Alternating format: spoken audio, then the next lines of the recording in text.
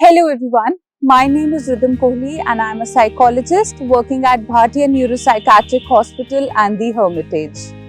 हमने अपनी कुछ पिछली वीडियोस में ये जानने की कोशिश की थी कि क्या हमारे अंदर भी साइंस ऑफ कोडिपेंडेंसी है। आज हम इस वीडियो के थ्रू ये जानेंगे कि हम वो साइंस ऑफ कोडिपेंडेंसी को कैसे चेंज कर सकते हैं, कैसे हम उन अनहेल्दी बिहेवियर्स को चेंज करके अपने अंदर एक हेल्दी लाइफस्टाइल और एक हेल्दी पैटर्न ऑफ बिहेवियर, एक हेल्दी पैटर्न ऑफ एक्शन लेके आ सकते हैं। नंबर 1 इज कि हमें डिफरेंस जानना पड़ेगा between supporting and controlling. Actually में कोडिपेंडेंट रिलेशनशिप में जैसे हमें पता है कि हम बहुत ज्यादा निर्भर हो जाते हैं अपने लव्ड वन के ऊपर। हम चाहते हैं कि हम उसके ऊपर पूरा कंट्रोल पाएं, बट हमें कहीं ना कहीं डिपेंडेंसी तो शो करनी ही है, कोडिपेंडेंट नहीं बनना। हमें सपोर्ट, लव शो करना है, हमने कोडिपेंडेंट की तरह कंट्रोल नहीं करना है। जब हम किसी को सपोर्ट करते हैं तब हम अपने इमोशंस को भी उसमें एक्सप्रेस करते हैं, वेयरएज जो कोडिपेंडेंसी रिलेशनशिप्स होते हैं उसके अंदर हम सिर्फ और सिर्फ दूसरे इंसान की नीड्स के साथ ही जुड़े रहते हैं, हमारी कोई बाउंड्रीज नहीं सेट होती। जिससे कि सेकंड पॉइंट आता है कि नो योर लिमिट्स। अपनी लिमिट्स, अपनी बाउंड्रीज को हमें सेट करना है, हमें आइडेंटिफाई करना है कि हमारे पर्सनल गोल्स क्या हैं, हमारी पर्सनल नीड्स क्या हैं, और उसको अपने पार्टनर को या अपने लव्ड वन को हमें एक्सप्रेस करना है कि ये मेरी लाइन है and you can not cross this, या ये मेरे कुछ फिजिकल नीड्स है, ये मेरे कुछ इमोशनल नीड्स है जो मैं चाहती हूँ कि आप पूरे करें। हमें सीखना पड़ेगा कि नो कैसे कहते हैं और अपने नीड्स को, अपने इमोशंस को हमें असर्टिवली एक्सप्रेस करना पड़ेगा। नंबर 3 है identifying and challenging your negative thoughts.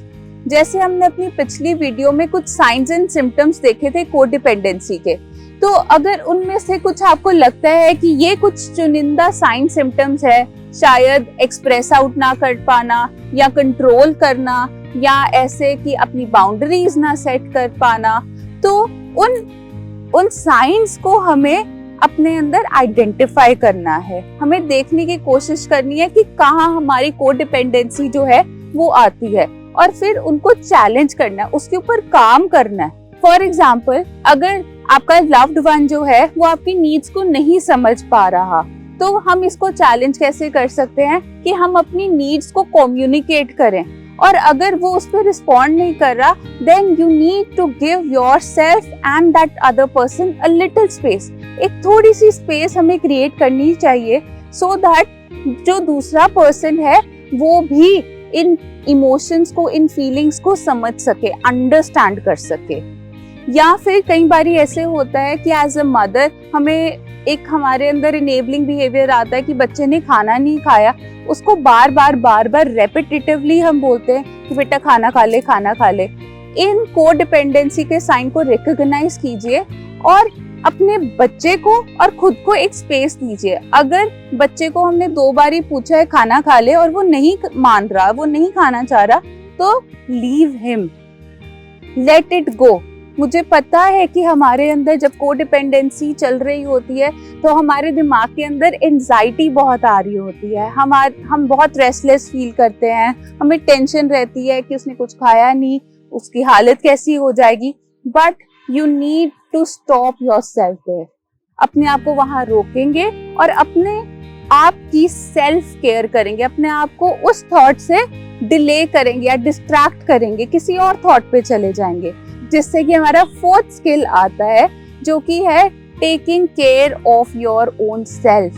अपनी सेल्फ एस्टीम, अपना सेल्फ केयर पे हमें ध्यान देना है, क्योंकि अक्सर कोडिपेंडेंसी में हम अपने आप को भूल जाते हैं। तो हमें कुछ अपने लिए 24 घंटे में से कुछ ऐसा एक समय निकालना है जिसमें कि हम अपनी देखभाल करें, जिसमें कि हम वो करें जो हमें अच्छा लगता है। कोई हॉबी हो सकती है, कुछ बनाना हो सकता है, या जस्ट रिलैक्सिंग, आप कुछ भी चूज कर सकते हैं।